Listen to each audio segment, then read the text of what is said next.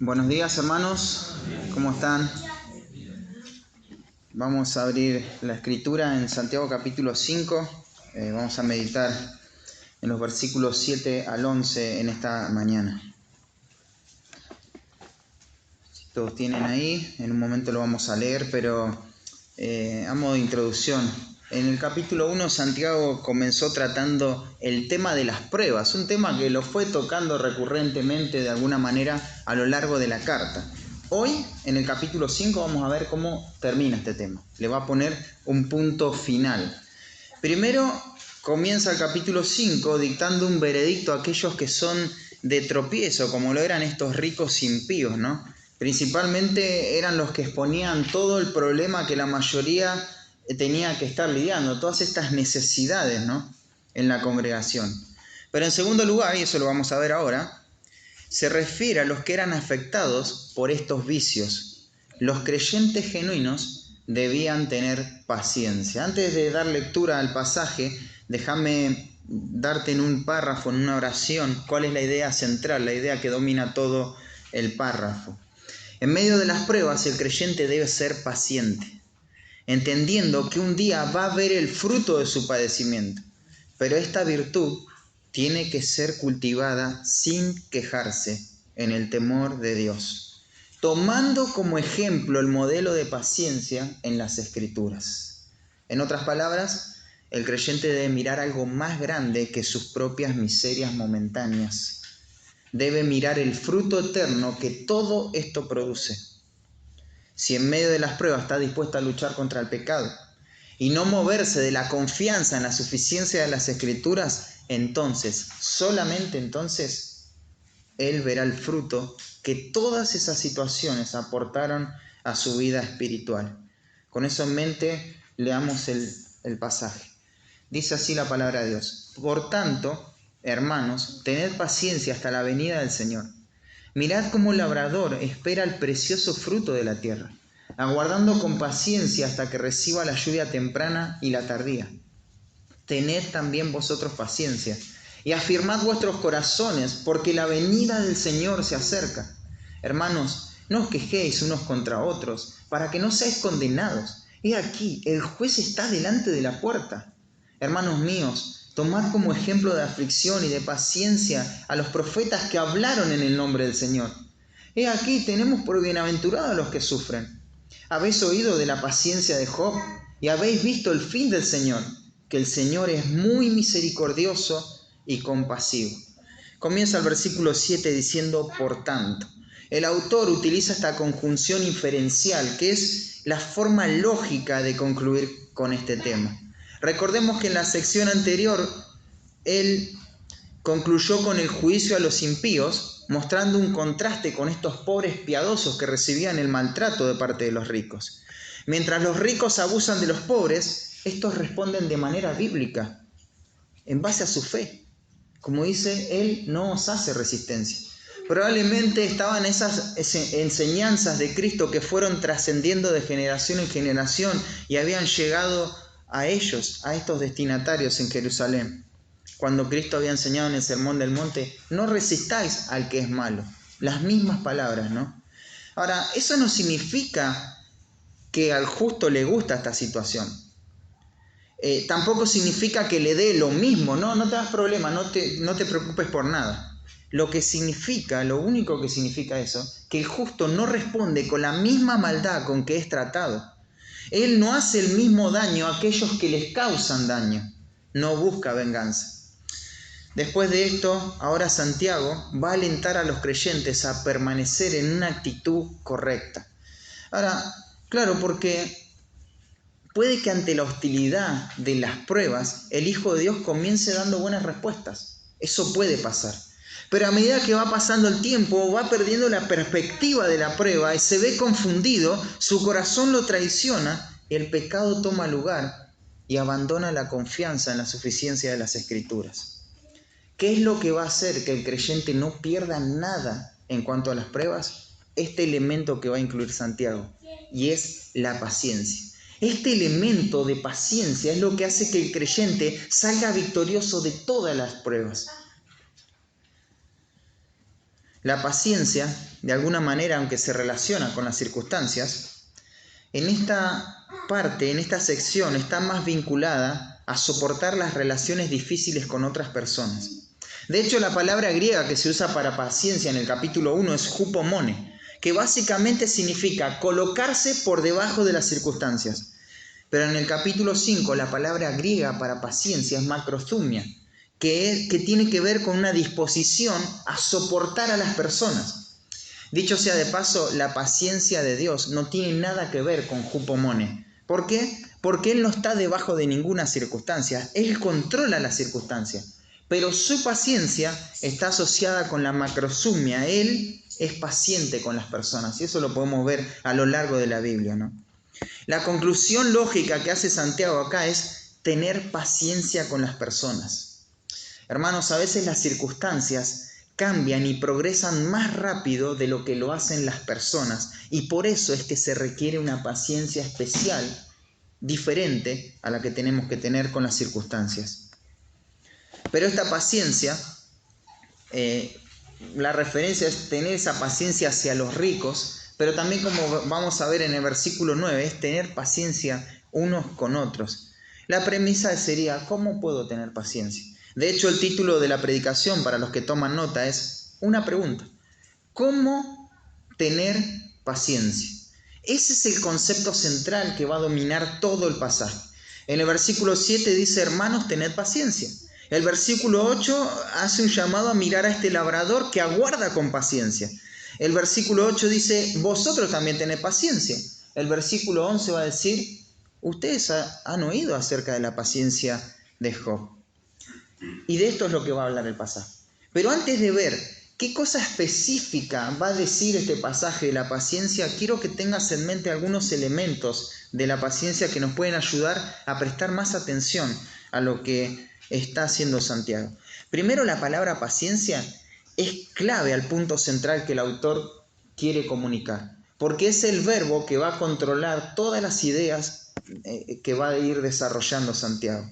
En segundo lugar, esta palabra paciencia es clave porque se repite muchas veces. Tiene todas las condiciones, ¿no?, para ser estudiada.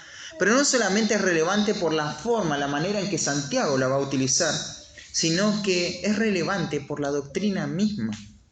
La paciencia es un atributo de Dios, es una perfección de Dios. Ahí estás abordando la teología propia, el carácter de Dios. La paciencia divina va a imponer una exigencia para que los humanos también sean pacientes como Dios.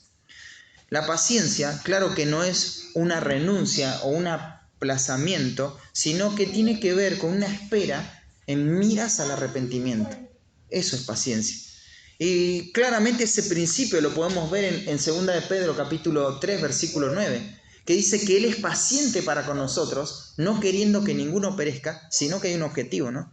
Todos procedan al arrepentimiento. En la parábola de Mateo 18:23 podés ver algo muy relacionado a la paciencia de Dios. Se hace un llamado a la paciencia a este rey, ¿no? Ten paciencia conmigo. Pero luego se hace un llamado, el mismo llamado al siervo. Ten paciencia conmigo. Se utilizan las mismas palabras. La parábola presupone un juicio airado con el cobro completo de una deuda que no se puede reintegrar. Pero dejando toda esa suma, el Señor elimina la deuda entera, y no por indulgencia, por irresponsabilidad o postergación, sino por la generosidad de su pura gracia. Él lo hace por gracia. Este tipo de paciencia ahora exige que el siervo corresponda de la misma manera en que fue tratado. Obviamente la paciencia no significa irresolución ni complacencia.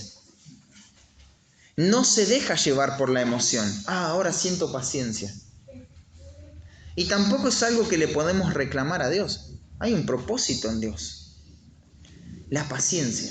No podemos confundirnos con eso. No tenemos que llamarle paciencia a lo que es irresponsabilidad en la resolución de los problemas. La paciencia es otra cosa y lo vamos a ver. Pero esta paciencia no solamente atañe a las perfecciones de Dios, sino que está relacionado al hombre que es llamado por Dios a liderar la iglesia.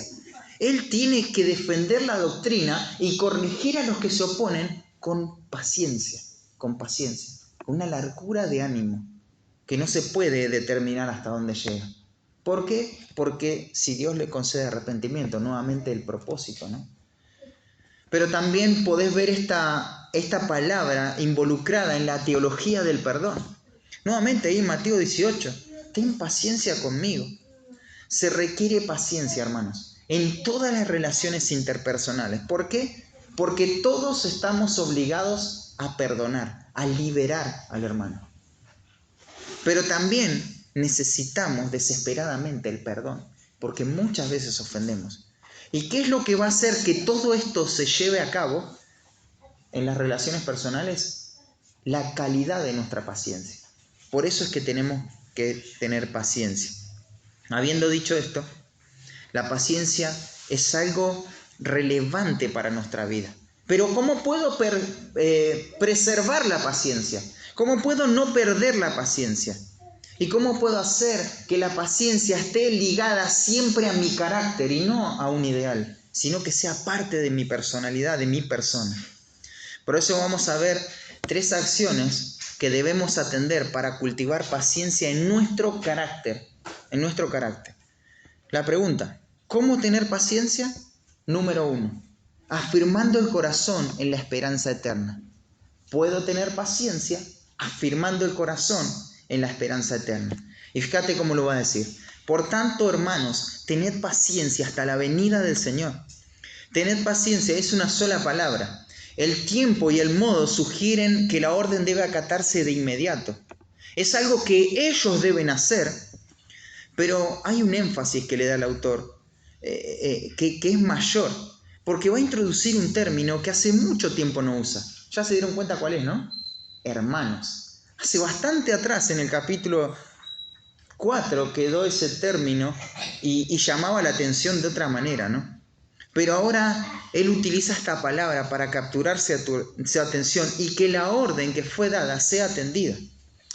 En el texto griego, lo primero que va a aparecer es la orden. Y después se dice a quién hace referencia a esa orden. Y son a sus hermanos. Ellos deben escuchar esto. No pueden mirar para otro lado. El creyente debe afirmar su corazón en la esperanza eterna. Claro, esto no está de más, ¿no? Porque en medio de las pruebas, lo que tendemos a hacer es mirar como objeto de confianza cualquier otra cosa, menos la esperanza bendita. Los destinatarios no tenían que poner su esperanza en que los ricos se comporten de una manera justa. Eso no iba a pasar. Ellos debían estirar su paciencia hasta la venida del Señor. Pero ahora, ¿cómo se hace esto? ¿Cómo logro esto? Bueno, es sorprendente lo didáctico que es Santiago, ¿no? Para comunicar las ideas. Él va a decir una expresión que es mirad. Esta palabra la va a utilizar 3 veces, en los 3 ejes centrales de la sección. Y él va a decir mirad. Esto es un verbo que funciona como una interjección. Es como decir, presta atención. Mira acá. Es como si hiciera un chasquido de dedos y miren un momento. Presten atención a esto que les voy a decir. En los primeros versículos del capítulo 5 se describió un labrador, ¿no? Ellos que habían cosechado vuestras tierras. Ahora el ejemplo va relacionado con eso.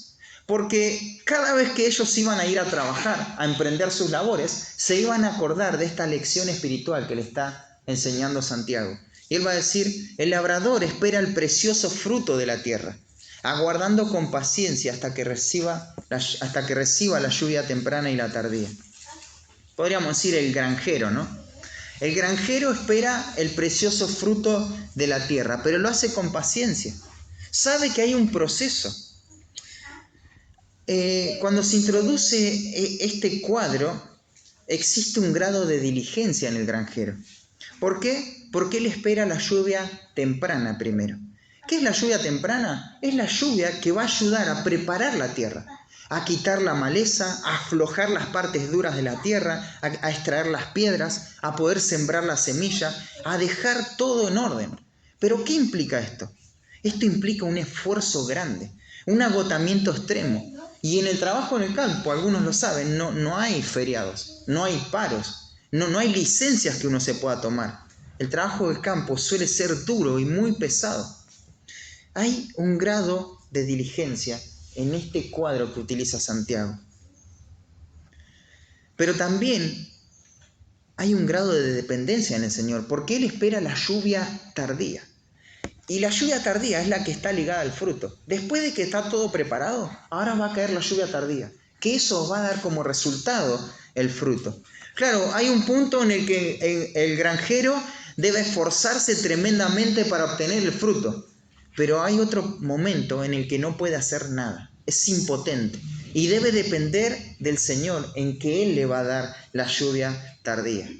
Qué ilustración, ¿no?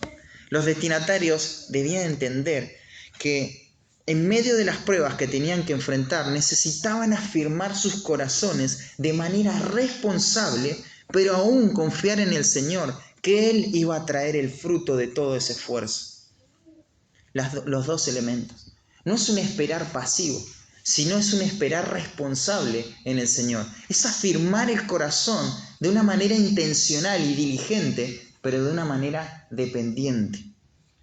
Muchas veces cuando pensamos en la venida de Cristo, no razonamos en forma conveniente. No razonamos bien cuando pensamos en la venida de Cristo.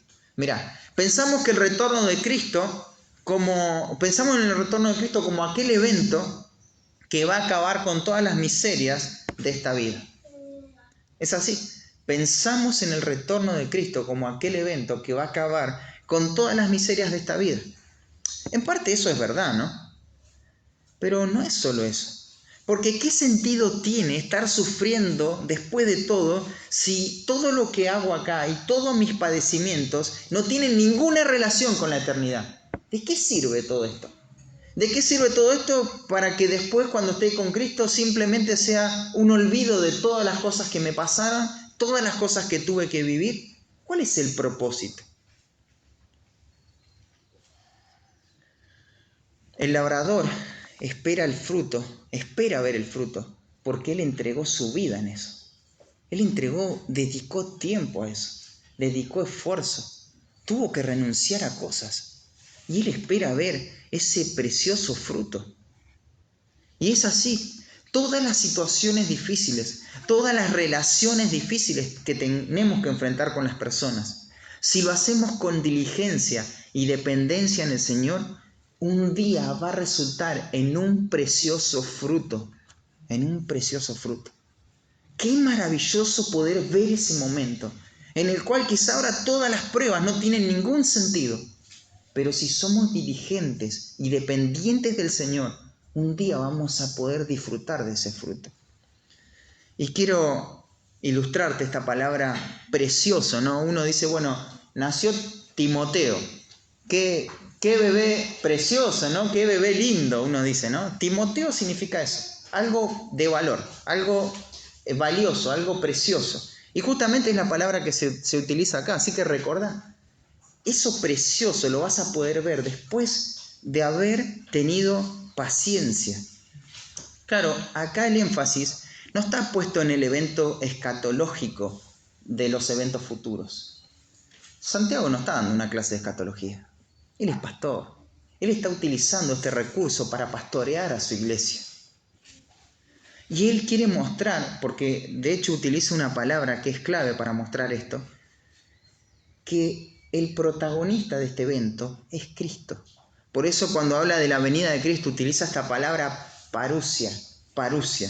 La va a utilizar de la misma forma en el versículo 7 y el versículo 8.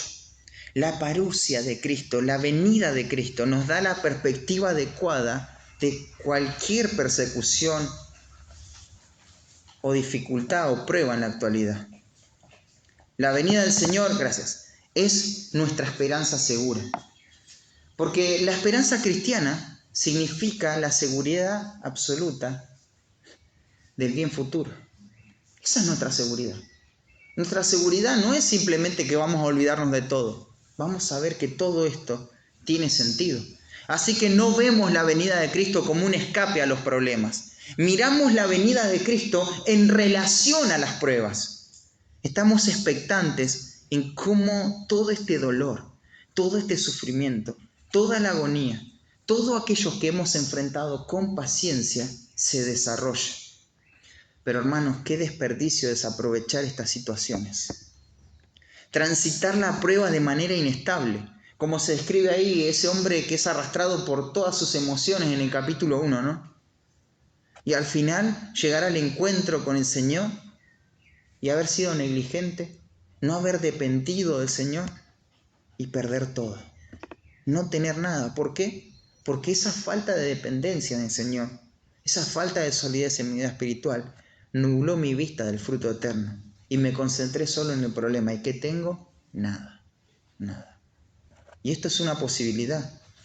Eso es lo que Juan va a decir en 1 Juan 2:28. Dice: y ahora, hijitos, permaneced en Él para que cuando Él se manifieste tengamos confianza, para que en su venida no nos alejemos de Él avergonzados. ¿Ves? Es una posibilidad.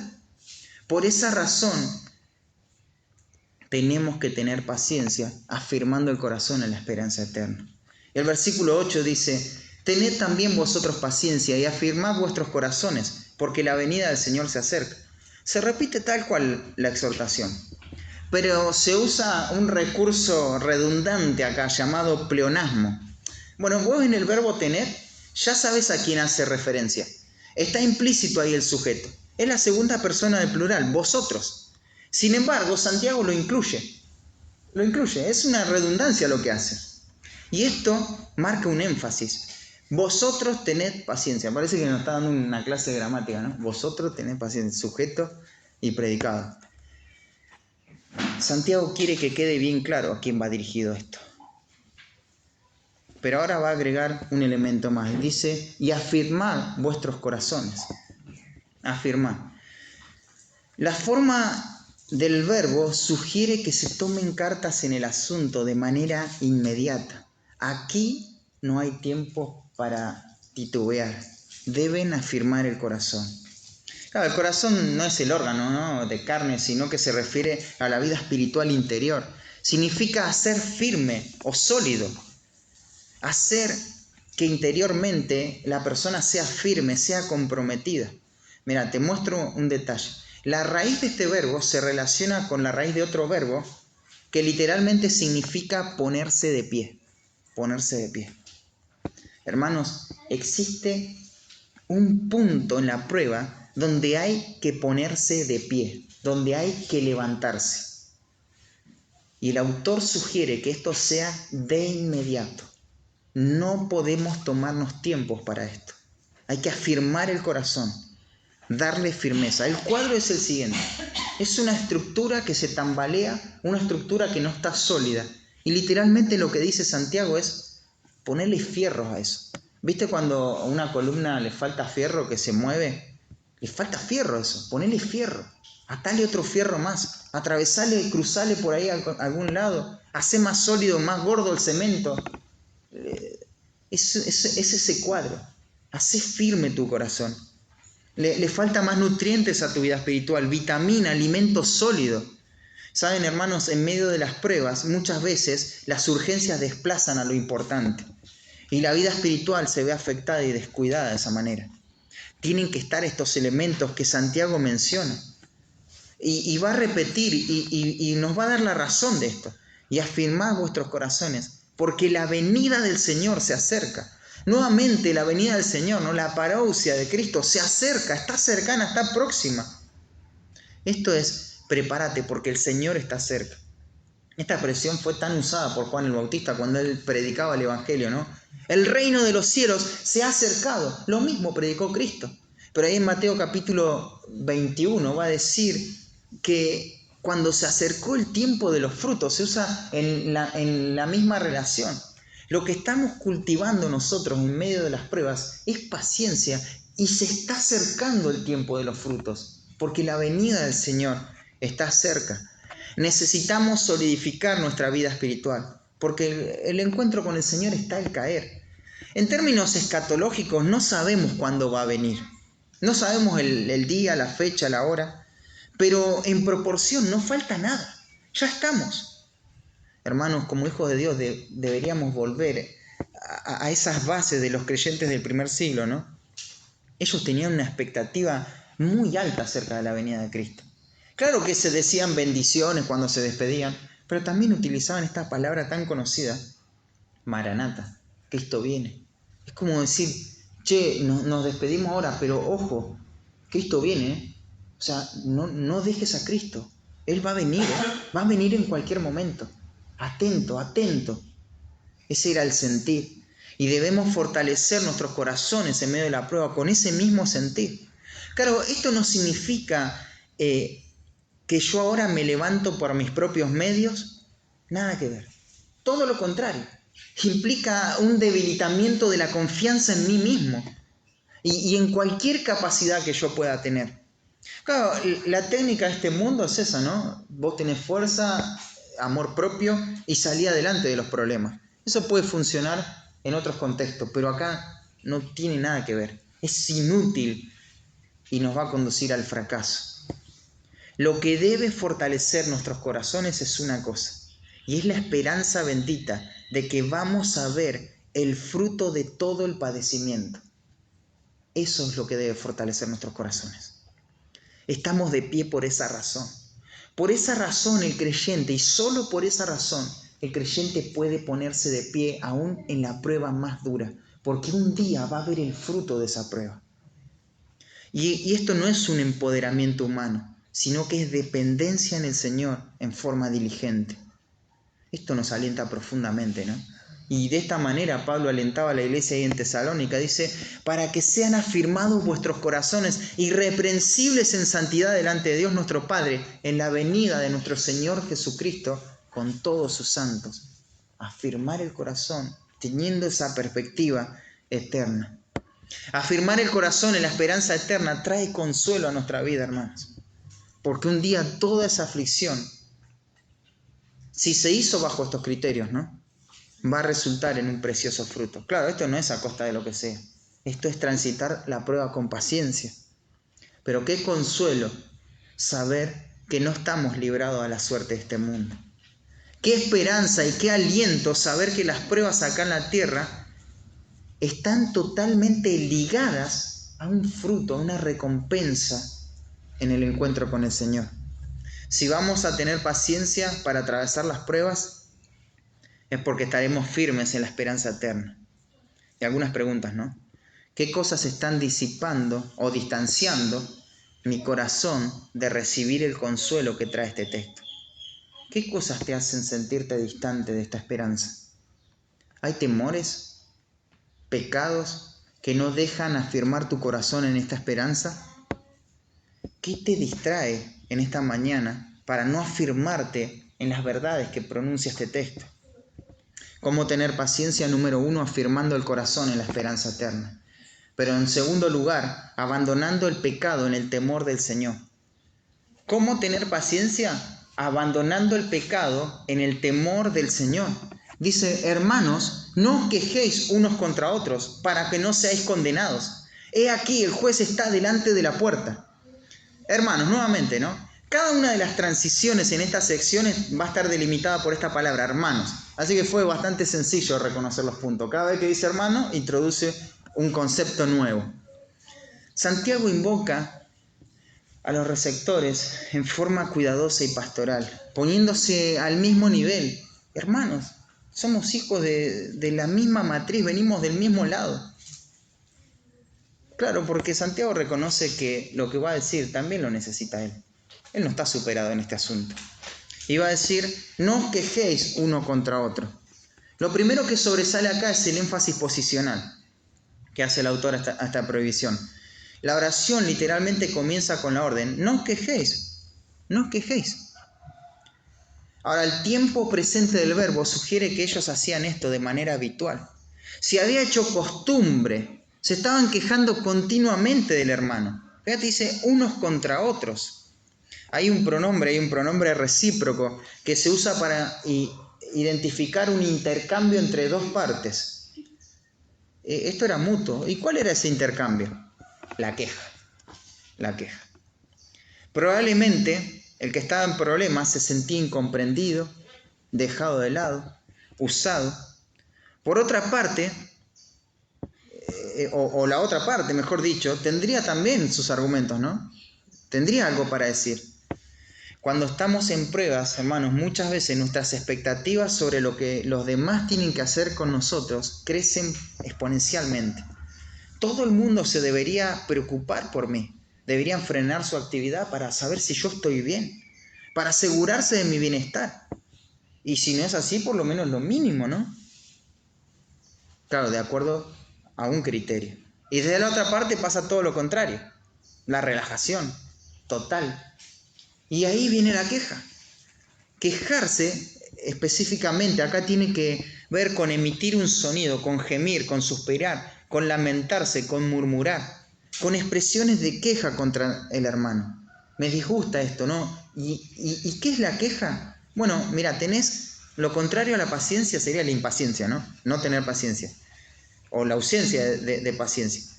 Pero en la queja se materializa este antagonismo, o este antónimo. Tenés que ser paciente, pero no te tenés que quejar.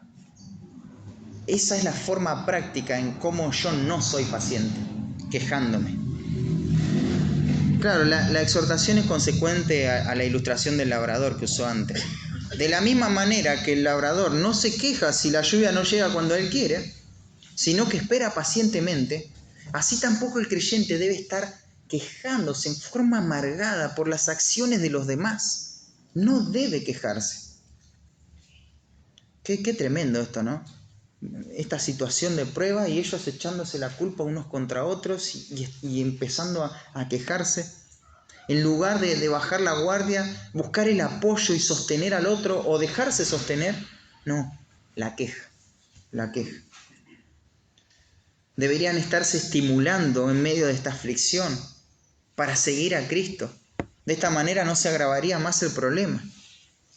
Pero es como que le están echando más leña al fuego.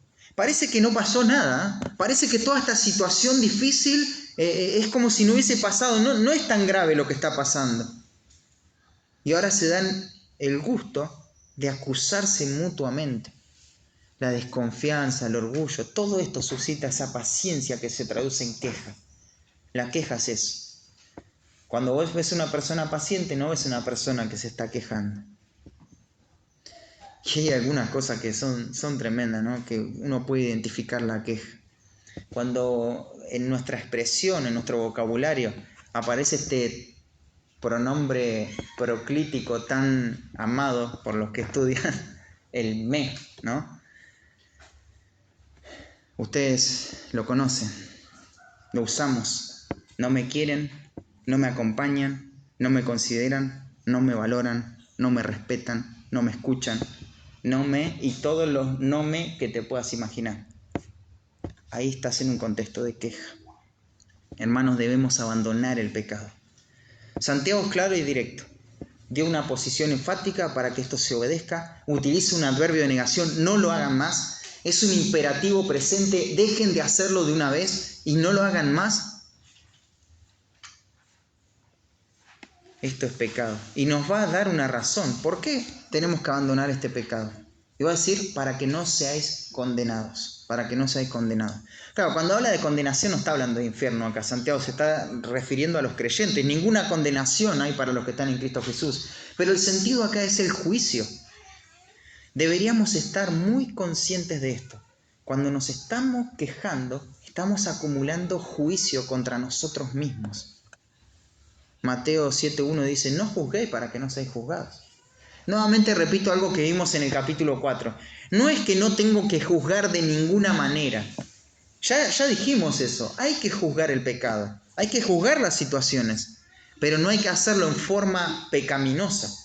¿Y qué es juzgar en forma pecaminosa? Bueno, a veces tiene que ver con señalar el pecado del otro como algo re grave sin hacer una autoexaminación consistente sobre mi vida. Y el ejemplo es, ¿cómo vas a sacar la paja en el ojo de tu hermano si tenés clavado un palo en tu ojo? No lo hagas. Andá, limpia tu ojo y después sí corregí, porque hay que hacerlo. Ese es un juicio pecaminoso, pero igual Santiago es más claro que eso, porque él directamente habla de la queja. Esto de por sí ya es pecado. No hay una implicación, no hay algo por detrás que es pecado. Es directamente pecado. Es quejarse. Claro, podemos justificar nuestra queja delante de las personas, ¿no? Y puede sonar todo razonable, pero la queja es pecado y Dios no puede ser burlado. No puede ser burlado. Qué ingenuos que somos al pensar que podemos manipular a Dios con nuestros argumentos para pecar. Miren, hermano, todo porque algo nos duela en medio de la prueba, no nos coloca en la libertad de actuar de cualquier manera y decir lo que se me ocurra en contra del hermano. A veces los nadie, los nunca, también como ese pronombre procrítico, ¿no? Envuelven queja, envuelven ese espíritu de queja, que va a ser juzgado por el Señor. Y hay un llamado más de atención, dice, he aquí, otra vez, el chasquido de dedos, ¿no? Esa misma interjección, como dijo, miren al granjero. Ahora nuevamente usa este mismo recurso para llamar la atención en forma efusiva. Antes dijo que tenemos que ser pacientes afirmando el corazón y la imagen era la del granjero. Esto era un mensaje de consuelo para el creyente. Pero ahora está diciendo, abandonen el pecado y la imagen es un juez que está listo para ejecutar su juicio. Y esto es un mensaje de advertencia, de juicio para el creyente. El llamado es abandonar el pecado en el temor del Señor. Primero seremos juzgados por estarnos quejando, pero en segundo lugar, la presencia del juez está ahí y va a hacer lo que tenga que hacer, no está en vano él. En realidad, hermanos, cuando nos estamos quejando por la situación, pero nos quejamos de las personas constantemente, lo que hay en nuestro corazón es una queja contra Dios. Porque no vemos la soberanía de Dios en medio de todas estas situaciones, ¿no? Y algunas preguntas. ¿Cuán frecuente es la queja hacia mis hermanos? ¿Podés identificar esta semana, el mes pasado, hoy mismo, si te has estado quejando de algo que esperabas, una expectativa, y no se ha cumplido? Y ha salido ese susurro de tu corazón, no, pero esto, lo otro, nunca, pero siempre. ¿Cuáles son las mentiras que mi corazón tiende a creer, sobre las cuales me apoyo para quejarme? ¿Y qué excusas doy para vivir en el pecado que expone este texto? ¿Cuándo voy a abandonar y confesar este pecado? Hermanos, debemos ser pacientes afirmando el corazón en la esperanza eterna. Debemos ser pacientes abandonando el pecado en el temor del Señor. Pero debemos ser pacientes, y esto es tan importante como los otros puntos, abrazando el modelo de paciencia en las Escrituras. Abrazando el modelo de paciencia en las Escrituras. Espero que todo esto te esté sonando como una ayuda muy práctica, porque si no estás atravesando ninguna prueba, Jesús prometió que vamos a tener aflicción en este mundo, así que la vas a atravesar. De manera que presta atención a cada uno de estos elementos para salir victorioso. La paciencia. ¿Cómo obtengo paciencia? Abrazando el modelo de paciencia en las Escrituras. Dice, hermanos míos, tomad como ejemplo de aflicción y de paciencia a los que hablaron en el nombre del Señor. Hermanos míos, nuevamente, ¿no? El escritor invoca a los receptores para agregar este nuevo concepto y es en la paciencia. El mandamiento es tomar, agarrar, recibir. El tiempo y el modo del verbo sugieren que la acción sea llevada a cabo de una vez. No hay tiempo que perder. Se debe abrazar las Escrituras como una normativa de vida. La obediencia debe ser inmediata. La obediencia temprana en esto no va a tener consecuencias negativas, ¿no? No es que, bueno, pero tan rápido agarraste el modelo bíblico y hiciste lo que debías hacer. No va a haber ningún reproche por eso. Pero ¿cuánto vamos a perder, además del tiempo, si no hacemos las cosas en los momentos adecuados? No da lo mismo hacerlo de todas formas. Hay desventajas, hay pérdidas grandes si no actuamos cuando tenemos que actuar. Debemos tomar el ejemplo acá, ¿no? Esta palabra ejemplo es donde recae la acción del verbo. Debemos tomar el modelo. Esta palabra es tan enfática que aparece al principio en la oración. Es la primera que aparece en el texto. Y nos dice qué cosas específicas tenemos que buscar. Y es el modelo bíblico de sufrimiento que debemos hacerlo carne en nuestras vidas. Claro, podemos ver que hay diferentes matices en una prueba. diferentes situaciones. Cada persona lo vive de una manera distinta. Podemos decir, bueno, en definitiva podemos tener una idea, pero nadie necesariamente se puede poner al 100% en el lugar de la otra persona. Porque hay matices, hay matices. Las pruebas son diferentes, son diversas, ¿no? Pero los elementos, hermanos, los elementos que nos van a llevar a crecer en nuestra paciencia en medio de las pruebas, no son matizados, no son distintos, son los mismos, son los mismos. Esta es la idea central de esta oración. Reciban el modelo bíblico. Aférrense a eso, tómenlo a eso. Esta palabra se utiliza para estos judíos que habían recibido a Cristo como Mesías, ¿no? De esa misma forma, con esa misma tenacidad. Tomen el modelo bíblico de las Escrituras. Se nos va a dar un poquito más específico el detalle de este modelo bíblico. Es de los profetas. Es de los profetas. Pero ahora no es el modelo bíblico de los profetas en forma general.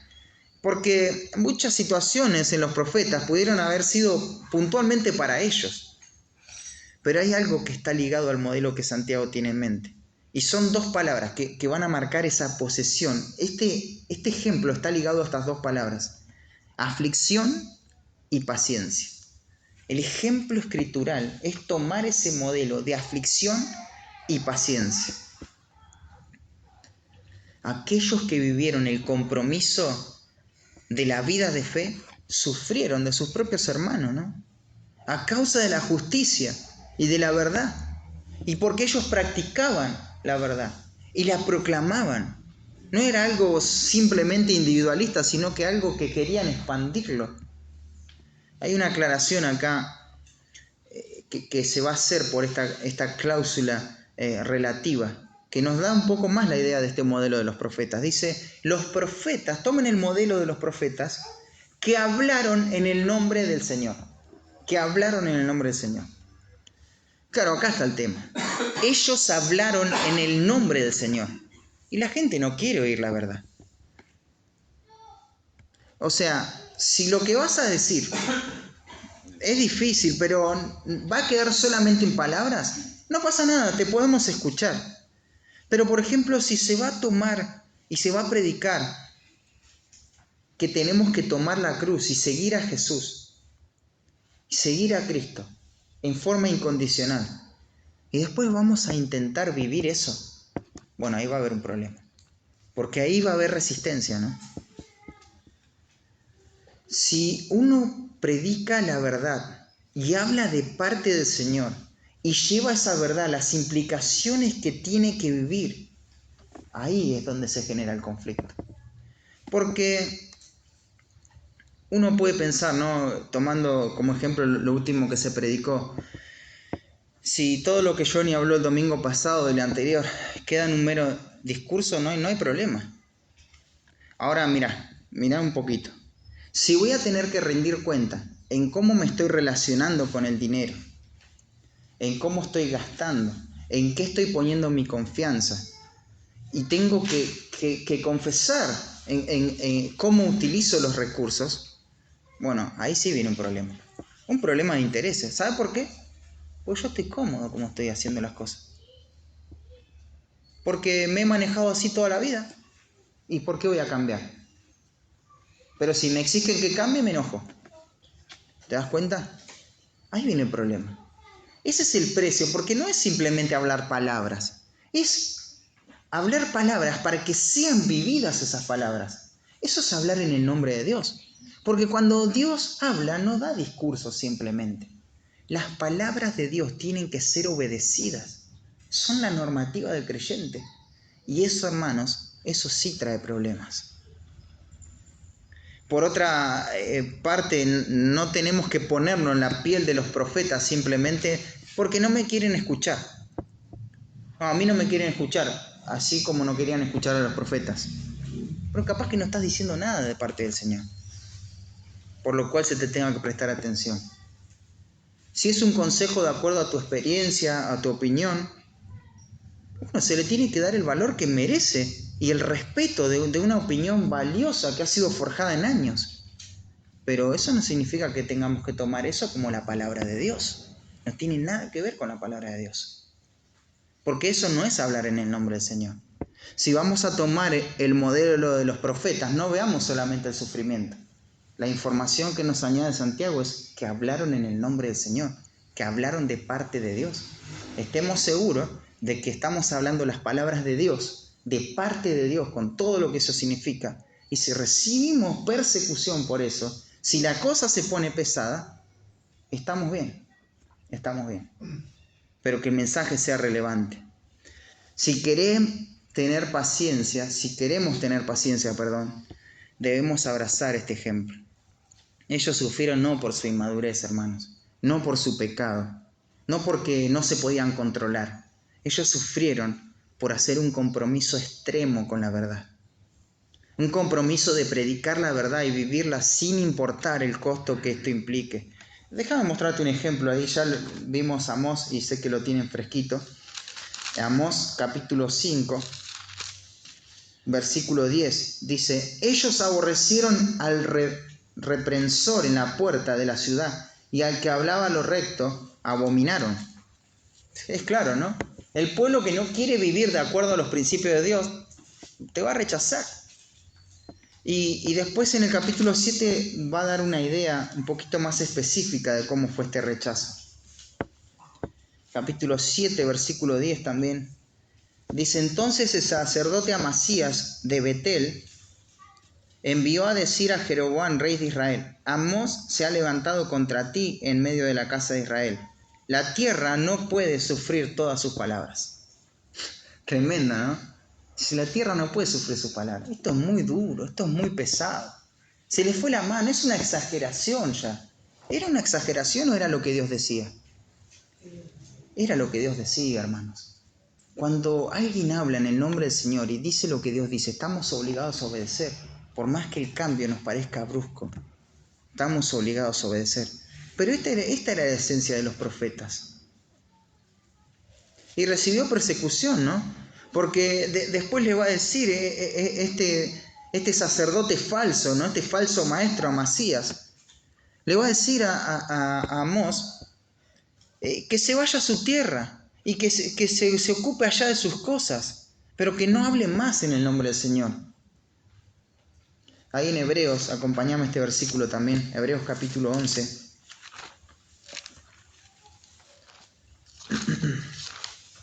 Después volvemos a Santiago para rematar, estamos ahí nomás. Hebreos 11, 36, esta galería de los hombres de fe. Se va a mencionar mucho de estos profetas, lo sabemos por la historia. 11:36 dice: otros experimentaron vituperios y azotes, y a más de esto prisiones y cárceles. Versículo 37, fueron apedreados, aserrados, puestos a prueba, muertos a filo de espada. Anduvieron de acá para allá, cubiertos de pieles de oveja y de cabras, pobres, angustiados, maltratados, de los cuales este mundo no era digno. El mundo no era digno, errando por los desiertos, por los montes, por las cuevas y por las cavernas de la tierra. Los profetas sufrieron porque hablaban en el nombre del Señor. El mensaje que predicaron no fue necesariamente lo que los oyentes querían escuchar. Y les leo un comentario sobre este pasaje. Dice: la demanda para el creyente es siempre la misma. Expresada con otras palabras, dice en Apocalipsis: sé fiel hasta la muerte. Y no se trata de un ruego, sino de una demanda. No es una súplica a la fidelidad, sino un mandamiento a ser fieles. La fidelidad es una entrega incondicional y absoluta, puntualizada en la expresión hasta la muerte, en el sentido de la disposición a entregarse a la fidelidad, aunque esto suponga tener que dar la vida. La idea no es tanto hasta que muera, sino más bien ser fiel aunque tenga que morir. En la medida que deseemos ser fieles al Señor, en esa misma medida habrá conflictos y dificultades, no solo en este mundo, sino también en la misma iglesia. Nuevamente, no nos arrobemos la piel de los profetas si no estamos hablando necesariamente en el nombre de Cristo.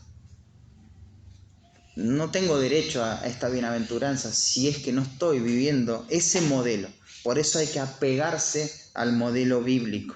Dice el versículo 11, he aquí tenemos por bienaventurados los que sufren. ¿Y saben qué? Nuevamente, esta interjección, este chasquido de dedos. He aquí, esta es la tercera y última vez que lo va a utilizar.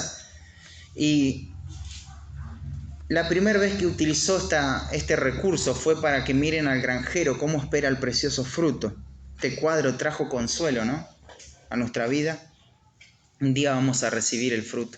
La segunda mirada era mirar al juez que está delante de la puerta. Y esto trajo una advertencia, temor a nuestro corazón. Vamos a ser juzgados si nos quejamos.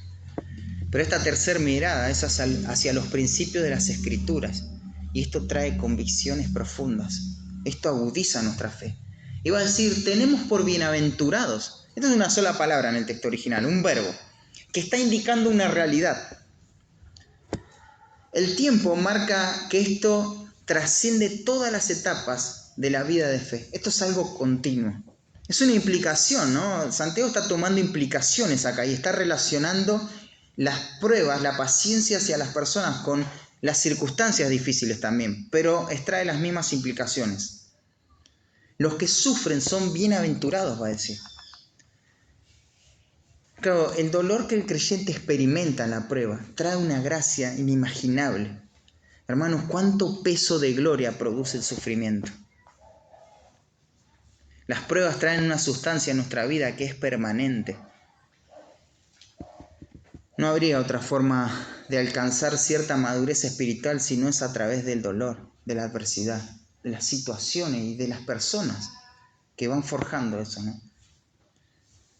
Ahí Pablo en 2 Corintios, en el capítulo 4, va a decir, por tanto, no desmayamos, aunque nuestro hombre exterior se va desgastando, el interior no obstante se renueva de día en día, porque esta leve tribulación momentánea produce en nosotros un cada vez más excelente y eterno peso de gloria, no mirando nosotros las cosas que se ven, sino las que no se ven. Pues las cosas que se ven son temporales, pero las que no se ven son eternas.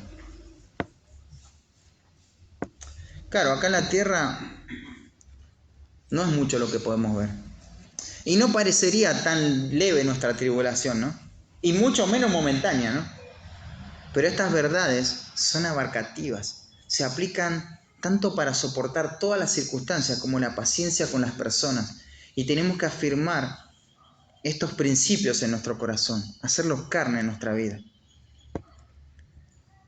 Esto es lo que espera el Hijo de Dios, hermanos.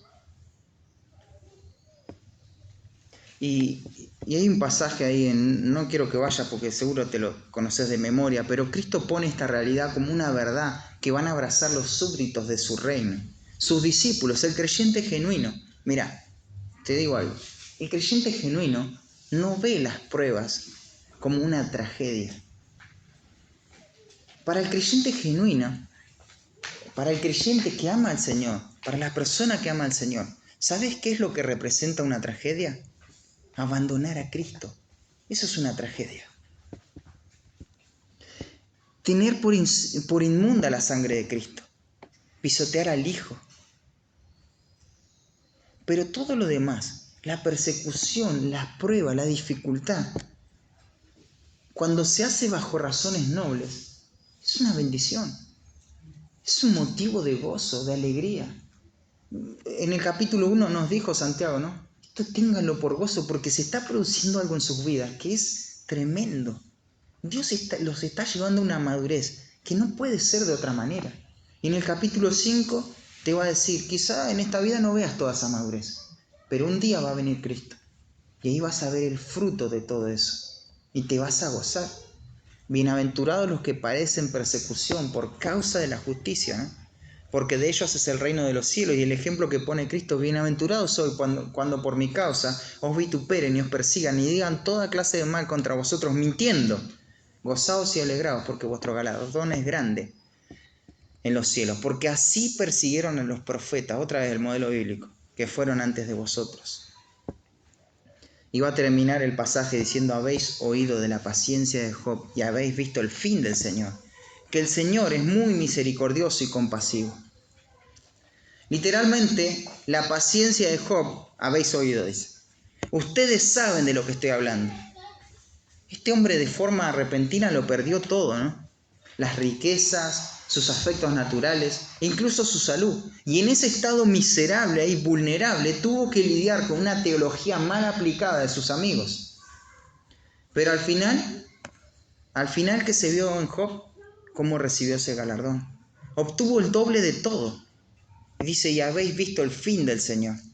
Santiago usa acá un recurso literario nuevamente, una metonimia. Esto es omitir algo que está subordinado y sustituirlo por otra cosa.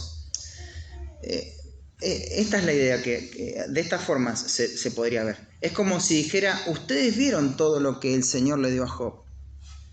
El fin del Señor representa eso. Ustedes vieron todo el premio, todo el galardón que el Señor le dio a Job. Vemos toda la prueba que tuvo que pasar y al final, ¿qué pasó con Job? Bueno, ustedes conocen, ¿no? Ustedes vieron el fin. ¿Cuál es el fin de todo esto? ¿Cuál es el propósito? ¿A qué apunta todo esto? Y al final termina con unas palabras maravillosas. El fin del Señor. ¿Por qué razón el Señor hizo todo esto con Job? Bueno, esa razón sigue vigente hoy. Y presta atención. Es porque el Señor es muy misericordioso y compasivo. No es solo misericordioso, sino que es muy misericordioso y compasivo. El contraste con los ricos impíos que retienen, que estafan, está acá, ¿no? En la dádiva, la misericordia de este Dios. Este mundo, por más que te proponga cosas que parecen interesantes, no tiene nada. Pero el Señor tiene un galardón, un premio. Él es muy misericordioso y compasivo. ¿Sabes cómo el Señor puede mostrar esta gran misericordia y esta compasión? ¿Sabes de qué manera lo puede mostrar? Por la paciencia. Él es paciente. Y en esa paciencia se deja ver su grande misericordia y su compasión. ¿Qué sería de nuestras vidas si Él no sería paciente? Esa paciencia que emana del Señor, tiene que evocar en nuestros corazones la misma paciencia. Santiago termina enfocándonos en algo más grande que nosotros mismos y nuestros problemas. Nos hace ver a Dios, su grande misericordia, su compasión. Parecería que al final, el elemento final fue llevarnos a esta doxología, a esta alabanza a Dios. Ustedes saben, ¿no? Ustedes vieron la paciencia de Job, las circunstancias que él vio, que él tuvo que vivir, pero también conocen el fin. ¿Cómo redundó todo esto para un gozo? Porque Dios le dio todo. ¿Y por qué lo hizo? Porque Él es muy misericordioso y compasivo. ¿Qué me demandaría dar la espalda a mi pecado y cambiar en el área que está enfrentando este texto específicamente y que el Espíritu Santo puso en tu corazón? ¿Qué convicciones necesito profundizar a la luz de este texto? ¿En qué tengo que apuntalar mi vida espiritual? ¿Cómo necesito reorientar mis metas en la vida alrededor de las verdades de este pasaje? En conclusión, ¿cómo tener paciencia? Afirmando el corazón en la esperanza eterna, abandonando el pecado en el temor del Señor, abrazando el modelo de paciencia en las Escrituras. Te lo digo en forma concreta. Podemos tener paciencia de esta forma.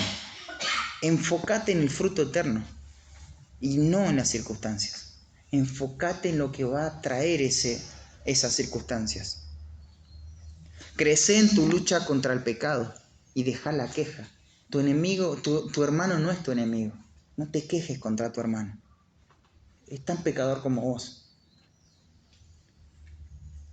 Confía en la Escritura. Son suficientes. Depende de las Escrituras. Pensá cómo tus decisiones están forjadas por principios que podés ver de los textos mismos. No confíes en otros métodos.